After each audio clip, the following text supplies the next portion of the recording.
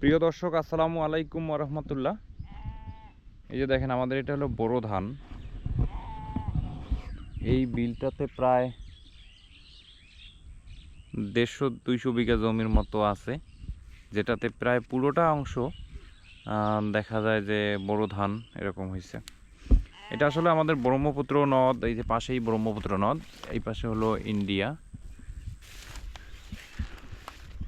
শুকিয়ে যাওয়া ব্রহ্মপুত্র নদের একটা অংশ এটা। বন্যার সময় এই জমিগুলোতে পলি জমে, তো যার কারণে বড়োর পরিমাণটা, বড় ধান চাষ রোপণ করাটা খুব সুবিধা হয়।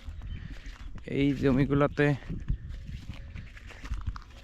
হালকা পলি জমছিল, যার কারণে এখানে খেসারি, কালোই যেটা চাষ করছে। আপনাদেরকে একটা জিনিস দেখাবো যে আসলে চরের মধ্যে কিন্তু বিভিন্ন চাষাবাদে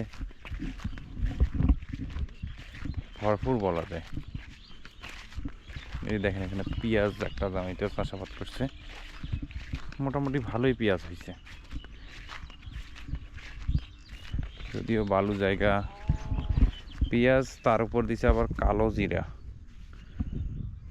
দেখেন কত সুন্দর পেঁয়াজ হয়েছে। এই এদিক দিয়ে ওরকম 3-4 বিঘা জমির উপর খুব ভালো মানের পেঁয়াজ হয়েছে। এটাতে আরও সময় আছে, এখনো পানি দিবে। পানি সেচের যদি ব্যবস্থা করতে পারে, এখানে সম্ভবত পানি সেচের ব্যবস্থা নাই, তারপরও ভালো হয়েছে, কারণ জমিতে রস আছে, বোঝা আছে মোটামুটি।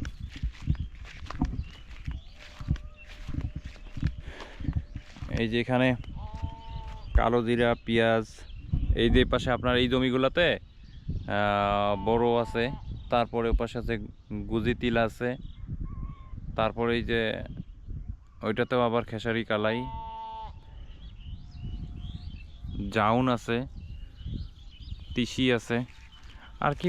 এই জমিগুলোতে, চরের এই জমিগুলোতে মোটামুটি সব ধরনের চাষাবাদই হয়, অল্প অল্প করে করে, যেখানে যে ইয়েটা হয়। এই যে ঝাউ গাছগুলো দেখা যাচ্ছে, এইগুলো আবার বন্যার সময় আস্তে আস্তে দেখা যায় যে এইগুলো বড় হয়ে যাবে, অনেক অনেক বড় বড় হয়ে যাবে, যার কারণে বন্যার পানি যখন আসবে এগুলোতে আরও পলি জমবে। পলি জমে এই জমিগুলো সামনের বছর আরও উঁচু হওয়ার সম্ভাবনা আছে। এই যে দেখেন, এই জায়গাতে তেমন কিছুই হয় নাই, হয়তো খেসারি কালি চাষ করছিল, খুব একটা ভালো হয়নি। কিন্তু পাশেই দেখেন এই যে বড় ধান, কত সুন্দর বড় হয়েছে।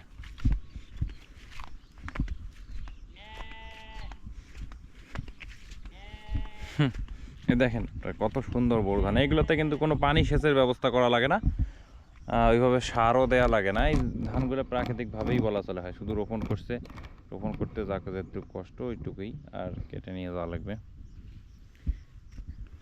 দেখেন কত সুন্দর ধান হয়েছে। বন্যার পরে পরে এই জমিগুলোতে ব্যাপক পলি থাকে, যার কারণে